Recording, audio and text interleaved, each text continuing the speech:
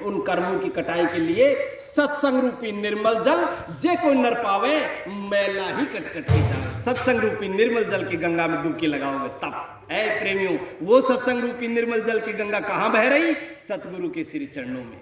4 धाम 68 तीर्थ सतगुरु तेरे यानी उनका पुण्य सतगुरु दयाल आपके चरणों में, यानी इनके आपके चरणों में, यानी 4 धाम 68 तीर्थों का पुण्य मिलता है जहां सत्संग की गंगा बहती है। सत्संग रूपी निर्मल जल जे कोई नर पावे मैला ही कटकट के जावे। कई जुग जुग कई मतलब जमांतर का यानी कर्म कर्जा अदा हो जाता है, दफा हो जाता है। जब ही तो महात्माओं ने कहा सतगुरु मिलने चाहिए तज माया अभिमान, जू जू पग आगे धरे तो करोड़ों यज्ञ समान। ये तनविस की बेलरी गुरु अमृत की खान, और शीश दान किए सतगुरु मिले तो भी सस्ता जान। शीश दान करने के बदले भी यदि सतगुरु दयाल की दया नसीब हो जाए तो प्रेमी भाई बहनों, हम आपको लाख 50 काम भी छोड़ करके यदि सतगुरु की सोबत में जाना पड़े तो चूकना नहीं चाहिए। लेकिन देखिए प्रेमियों, ये हमारे आपके बस की बात नहीं।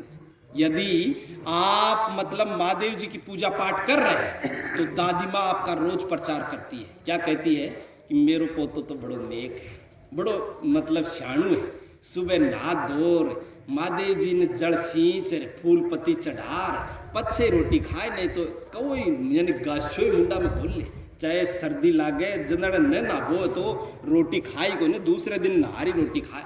यानी दादी माँ प्रचार करे पोता को, क्योंकि पोतो काल का डाढ़ के मन जाबाड़ो काल का दायरा को काम कर रही हो जना दादी के मन काल बैठ को और दादी माँ भी को प्रचार करे। और यदि बोई पोतो प्रधान जी चौधरी के दखे चढ़ जाए या फलान जी चौधरी के दखे चढ़ जाए, जय गुरुदेव के यहाँ चले जाए और वो आर मतलब ओढ़ चादर और सुबह माला मणियों जपवा लाग जाए, उस मालिक की सच्ची इबादत करवा लाग जाए। जना दादी देखे कि प्रधान यो लेर तो गयो छोरा ने, और आज यो न तो नहायो न धोयो और न मतलब महादेव जी कैठे गयो, और मतलब आज करियो कहीं जना बात झुकर देखे जना वो तो चद्दर ओढ़, क्योंकि गुरु महाराज ने बताया कि गृहस्थ आश्रम में एकांत बनाना है। तो कैसे बनेगा गृहस्थ आश्रम में एकांत? इसलिए बनेगा, अपन ऐसे बैठ के माला जप रहे हैं तो कोई जा रहा है तो अपनी आंखों की पुतलियां ऐसे करेंगी कि कौन जा रहा है देख लूं, या मन भटकेगा। और अपन यदि चद्दर से पूरे शरीर को ढक लिया, ये माताएं अपनी ओढ़नी को खींच लें यहाँ तक पल्लू को, तो वो अंदर पर्दा बन गया, पर्दा बन गया, एकांत बन गया। क्योंकि अपन गृहस्थी में रह रहे हैं, कोई गुफा में बैठने थोड़ी जाएंगे, तो मतलब गृहस्थी में पर्दा बनाना जरूरी है। तो पर्दा बना के और पोता मालिक की सच्ची इबादत कर रहा, माला मणिया जप रहा। तो दादी माँ ने देखा कि ये तो यानी कुछ कर रहा है, और मारा तो ओटी का दिन आ गया। प्रधान छोरा लेर तो गयो, लेकिन मतलब मारा ओटी का दिन आएगा कि वो तो बाबू बनल, यो तो त्यारा था माला जपे लगा। अब मतलब गांव के मैंने पेट पकड़े दादी माँ पूरा मोहल्ला में प्रचार करे, अरे गांव वालों मारा ओटी का दिन आएगा, वो जाटा को छोरो बैठा को आए जो जय गुरुदेव वालों जो को मेरा पोतान ले गो, जो को वो पतो ना वो तो आज न तो नहावे न धोवे न महादेव जी के अगरबत्ती दिया करे न जल चढ़ायो। अब वो तो माला मणियों जपरिय है, वो केठी शादी ब्याह भी करे लो कि बाबू बने। यानी उसी उदेड़ बुन में दादी माँ पूरे गांव में प्रचार कर रही, क्योंकि दादी माँ में काल बैठ गया और वो प्रचार करवा रहा कि कैसे भी पोता बिछुड़ जाए। तो मतलब आपको ये कह दिया जाए कि ये बाबा जय गुरुदेव जी महाराज के जानसीन बाबा उमाकांत जी महाराज आपको निज घर जाने के उपाय बताएंगे, जीते जी प्रभु से मिलने का रास्ता बताएंगे। और आप जीते जी प्रभु के नहीं, 33 करोड़ देवी देवता, 9 करोड़ देवी, 10 करोड़ शंभु, साक्षात परमपिता परमेश्वर का दीदार करवाएंगे। आप वहां चलिए तो आपको विश्वास नहीं होगा, और आप कहोगा कि भाई देख अभी तो यानी एक पोतो और कुमारो रगो बी की शादी कर लिया, बी के बाद में चौधरी साहब थारे जय गुरुदेव के जावाला पाँच बचनी तो करना है, यानी जाबा तैयार को नहीं। क्योंकि मतलब आप चौथ थे पक्को पट्टो लिखा लाया था कि पोता की शादी वाली जितना दिन बैठा ही रोला, और पोता की शादी हो जाए जना दादा के एक लालच और जा गया कि भाई सड़ पोता को मुंडो देख लूँ जना बाद में वचन करूँ। अब सड़ पोता को मुंडो देख ले जना वो थोड़ा होशियार हो जाए, बीसु प्रेम बढ़ जाए जना के भाई इके भी एक बीन नहीं आ जाए जना बीका 2 लाड पुल कर जाओ, बीको मुंडो देख लिया जरा पसंद वचन कर लिया।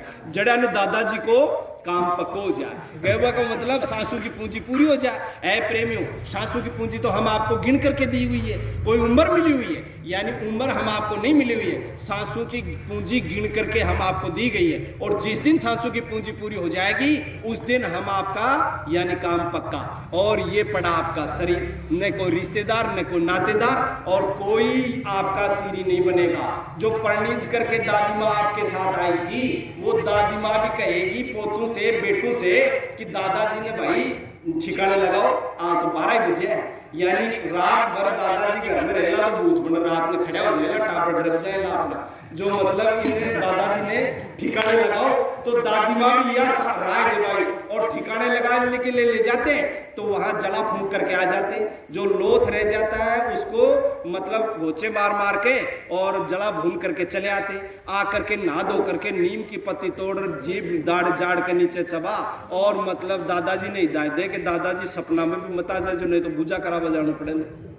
आंसू थारो मारो रिश्तो नीम की तरह कड़ो हो, यानी आप कोई रिश्तो को नहीं रही हो। तो कहने का मतलब यही पिछले वालों के साथ हुआ वही अपने साथ होने वाला है प्रेमी भाई बहनों। इसलिए मोटी भाषा में समझ लो प्रेमी भाई बहनों, ये मनुष्य मंदिर अब की बार उस मालिक ने रहम करके हम आपको दिया है। और अब की बार यदि आप चूक गए और सतगुरु आपको नहीं मिला तो चूके 84, सीधे 84 में भी नहीं जाओगे। ऐ प्रेमियों, अब आप कहोगे कि भैया 84 में क्यों नहीं जाएंगे, कहाँ जाएंगे? तो हम तो आपको भैया कह रहे हैं कि नरक में जाओगे। अब आप कहोगे कि नरकों में हम क्यों जाएंगे? ऐ प्रेमियों, आपसे कोई से भी छोटी मोटी गलती बन गई तो सीधे नरकों में चले जाओगे। यदि आपने गंदा खा लिया मांस मिट्टी, यदि आपने गंदा नशा पता कर लिया दारू वारू का, तो या और कोई गंदा मतलब कर्म करवा लिया, या फिर और आपने यानी किसी को गलत कह दिया, किसी को दुख तकलीफ दे दिया, किसी जीव की हत्या कर दिया, तो सीधे नरकों में जाओगे। झूठ बोलोगे तो भी नरकों में जाओगे। तो आप में से कोई हाथ खड़ा करके बता दे राजा हरिश्चंद्र कि मैं तो बिल्कुल सत्य बोलता हूँ हमेशा, मेरे तो समझ से बाहर की बात है। यदि कलयुग में कोई सत्य बोल दे तो उससे बड़ा कोई महात्मा नहीं है, दुनिया में कोई है ही नहीं उससे बड़ा महात्मा जो मतलब सत्य बोल ले हर वक्त। सत्य बोल ही नहीं सकता, यानी सुबह से शाम तक 1000 बार अनायास झूठ बोलते हैं लोग। फोन आ गया कि भाई साहब कहाँ हो, तो कहेंगे कि बम्बैया आ गया था कल फ्लाइट से और 3 दिन के बाद नसीराबाद आ रहा, क्योंकि मोटे घर का बंदा है ना कि बम्बैया पहुंच गया, सो रहा रजाई में और कह रहा बम्बैया आ गया। फोन पे बोल रहा झूठ, तो कौन सा थर्मामीटर लगा हुआ फोन पे कि बम्बैया है कि रजाई में सो रहा। तो कहने का मतलब अनायास लोग झूठ बोलते हैं। अब आप कहते हो कि मतलब भैया इसका क्या प्रमाण है कि झूठ बोलने वाला नरकों में जाएगा? है प्रेमियों, हम प्रमाण सहित हम आपको बताएंगे। ऐसे तख्त पे बैठ करके आपको मन गढ़ंत कहानी बताने के लिए नहीं आए। हम आपको बता रहे हैं कि जब महाभारत का युद्ध चल रहा था, जब द्रोण का बेटा आचार्य द्रोण का बेटा अश्वत्थामा यानी बड़ा योद्धा था और उसको कोई हरा नहीं सकता था, ऐसा योद्धा था। तब मतलब द्रोण उससे भी ज्यादा बड़ा योद्धा था, क्यों? उसको आशीर्वाद मिला हुआ था आचार्य द्रोण को कि तेरे को जब तक कोई गम नहीं लगेगा तब तक तुम मरेगा नहीं। जब उसने 16 दिन का महाभारत का युद्ध अकेले आचार्य द्रोण ने पांडवों के साथ कर लिया, जब कृष्ण भगवान को चिंता लगी कि इसको नहीं सल्टाया तो आचार्य द्रोण को यदि परास्त नहीं किया तो 18 दिन में तो मेरे को महाभारत का युद्ध ही खत्म कर लेना है, तो अब इसका किया क्या जाए। तब कहा धर्मराज जी से बुला करके युधिष्ठिर से, बोले धर्मराज जी इधर आओ और आप मेरे बताए अनुसार एक छोटी सी बात कह दो। बोले क्या? बोले ये कह दो कि अश्वत्थामा मारा गया, हाथी या आदमी ये मुझे मालूम नहीं। देखो अश्वत्थामा नाम का हाथी जो युद्ध में लड़ रहा था वो कल मारा गया। अश्वत्थामा नाम का योद्धा जो आचार्य द्रोण का बेटा है वो लड़ रहा है। कहने लगे महाराज लड़ रहा, तो बोले ये दोनों बातें सत्य है, क्योंकि एक अश्वत्थामा नाम का हाथी मर गया, अश्वत्थामा नाम का योद्धा जो है वो लड़ रहा है। तो आप ये कह दो अश्वत्थामा स्थो नरो कुंजरो, ये बात कह दो आप। जब कहने लगे रे महाराज मेरे से क्यों झूठ पाखंड करवा रहे हो, मेरे को लोग मर्यादा यानी उसके धर्मराज युधिष्ठिर के नाम से जानते हैं, धर्मराज के नाम से। आप मेरे भाई सहदेव, नकुल और अर्जुन, भीम ये चारों योद्धा बैठे झूठ बोलने के मास्टरमाइंड, इन्हीं से बुलवा लो, मेरे से मत बुलवाओ। जब कृष्ण भगवान ने कहा ये बोल भी देंगे कि आचार्य द्रोण के बात हजम नहीं होगी कि वो झूठ बोल रहे होंगे, लेकिन आप कह दोगे तो उसके सदमा लग जाएगा कि मेरा बेटा मर गया। जब कहने लगे महाराज करवा तो रहे हो न्याय, लेकिन चलो आपकी मौज है तो मैं निश्चित रूप से कहूंगा, आपकी मौज है तो कहूंगा। तब उसने कहा अश्वत्थामास्थो नरो कुंजरो, नरो कुंजरो का नाम लिया। तब कृष्ण भगवान ने रणभेरी बजवा दी, क्योंकि उनकी तो रणनीति थी। अब नरो कुंजरो का नाम यानी आचार्य को सुना नहीं। तब आचार्य को तो यह समझ में आया कि धर्मराज कह रहा है कि मेरा बेटा अश्वत्थामा मारा गया। अब कहा कि अश्वत्थामा जब मेरा बेटा ही मारा गया तो मैं किसके लिए युद्ध लड़ रहा हूं। हथियार डाल दिए और छाती पकड़ करके गम में बैठ गए, और अर्जुन ने तीर चला करके आचार्य द्रोण का काम पक्का कर दिया। अब उस झूठ के बदले यानी धर्मराज युधिष्ठिर को नरकों का सफर मिला। क्या मिला? नरकों का सफर। तेज धूप पड़ती रहती है और गर्मी के टाइम पे हम आप अपने बच्चे को सो रहे होते हैं कूलर के नीचे, और बच्चा जब उद्यम करता है और हमको परेशान करता है, नींद नहीं लेने देता, तो हम आप बच्चे को सजा थोड़ी देना चाहते हैं, लेकिन 10 का नोट निकाल के देंगे। अरे बेटा जाओ फलाने काका के पास यहाँ से कुरकुरे खा के आ जाओ। आपको मालूम है फलाना काका की दुकान 1.5 किलोमीटर पड़े है, जरा अपनी 1.5 किलोमीटर जाए लो, लपसड़ कर तो 1.5 किलोमीटर आओ लो, 3 किलोमीटर में आधी घंटो लाग जा रही, आधी घंटा आप चैन से सो लिया।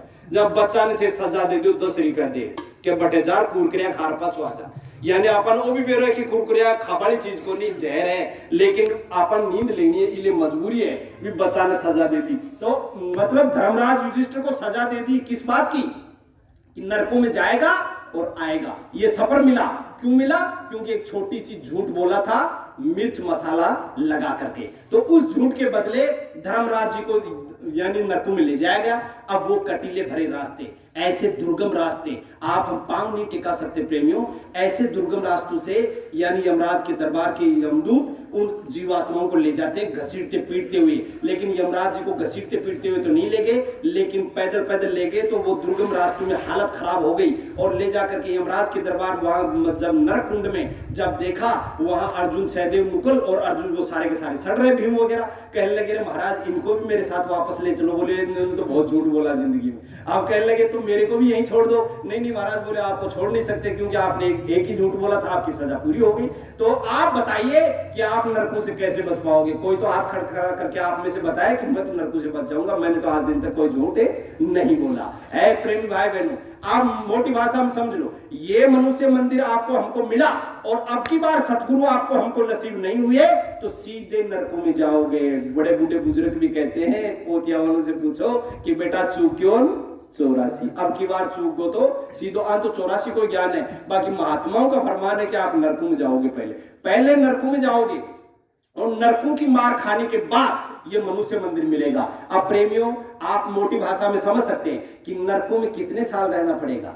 यानी नरकों में एक एक जीवात्मा को एक एक नरक में एक एक कल्प वर्ष तक रहना पड़ेगा और 24 प्रकार के नरक हैं। अब आप कहोगे कि बस 24 कल्प वर्ष ही रहना तो खासा पीछा ऐस मौज कर 24 कल्प वर्ष तो बात हम बीत जैसी। लेकिन प्रेमियों एक कल्प वर्ष में उम्र कितनी होती है, एक कल्प वर्ष का समय कितना होता है, वो आप थोड़ा गौर से सुन लेना। सतयुग, त्रेता, द्वापर और कलयुग 4 युग बीते हैं जब एक चौकड़ी बनती है और 72 चौकड़ियों का एक मनवंतर बनता है और 14 मनवंतर का एक कल्प वर्ष होता है। अब आप हिसाब किताब लगवाना किसी पढ़े लिखे बच्चे से, आपके बस की बात नहीं है। वो बताएगा कि कितने युग जुमारे बीतेंगे तब जाकर के एक कल्प वर्ष पूरा होगा और उस कल्प वर्ष तक तो आप एक ही नरक में सड़ोगे। यानी बिस्टे के नरक में डाल दिया तो ये कई युग जुमारे तक, यानी मेरे को भी हिसाब किताब नहीं आता, यानी 4 युग बीते जना एक चौकड़ी और 72 चौकड़ियां को एक मनवंतर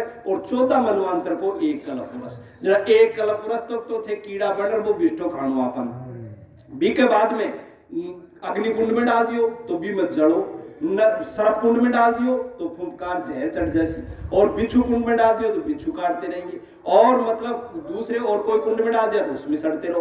तो कहने का मतलब यानी 24 प्रकार के नरकों में 24 कल्प वर्ष तक सड़ते रहो और उसके बाद हम आपको 84 मिलेगी। 84 में क्या, हाथी घोड़े कीड़े मकोड़े घास फूस पेड़ पौधे पशु पंछी, उनमें नरकों आप मतलब मार खाते रहो। अब आप मोटी भाषा में समझो, आपको भूख लगी हुई है, बिल्ली धमाल कर रही है, और यदि आपको सर्दी लग रही है, रजाई तान के सो जाते हो, और ज्यादा लग रही है, बच्चे को कहते हो कि बेटा रात में तो शील आ गई होगी, एक बूंदड़ो और गिर दे, यानी डबल कर लेते हो। अब वो किसको कह दे 84 लाख के जीव, अब वो किसको कह दे कि मुझे नाश्ता करवा दो, मुझे भूख लग रही है। आप तो सुबह उठते हो, घर वाले कहते मन तो एक बाजरा की रोटी राबड़ी दे दे भाई, भूख लगी, लेकिन भाई किन के दे बापड़ा। तो कहने का मतलब 84 में आराम नहीं।